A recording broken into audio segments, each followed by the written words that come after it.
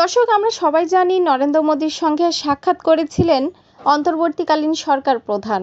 তবে তাদের মধ্যে কি কথা হয়েছিল সেই বিষয়ে জানবো আজকের ভিডিওতে।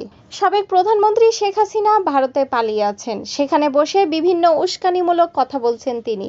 সাবেক সরকারের দুর্নীতি সহ বিভিন্ন বিষয় নিয়ে সংবাদ মাধ্যম আল জাজিরার সঙ্গে বিস্তারিত কথা বলেছেন ডক্টর ইউনূস। সেখানে তিনি জানিয়েছেন, নরেন্দ্র মোদীর সঙ্গে যখন তার সাক্ষাৎ হয়েছিল তখন তিনি বলেছিলেন শেখ হাসিনাকে চুপ থাকতে। তবে এই বিষয়ে কড়া জবাব দিয়ে মোদী বলেছিলেন তিনি এটি পারবেন না, কারণ ভারতে সবাই সামাজিক যোগাযোগ মাধ্যম ব্যবহার করে, এটি সবার জন্যই উন্মুক্ত। অর্থাৎ শেখ হাসিনা সামাজিক যোগাযোগ মাধ্যম ব্যবহার করে কিছু বললে সেটি তিনি নিয়ন্ত্রণ করতে পারবেন না, এমনটাই বলেছেন নরেন্দ্র মোদী। তিনি বলেছেন শেখ হাসিনাকে কোনোভাবেই চুপ রাখা যাবে না। তবে এই বিষয়ে বাংলাদেশের সরকার প্রধান কি সিদ্ধান্ত নেবে সেই বিষয়ে কোনো কথা বলেননি ডক্টর ইউনূস।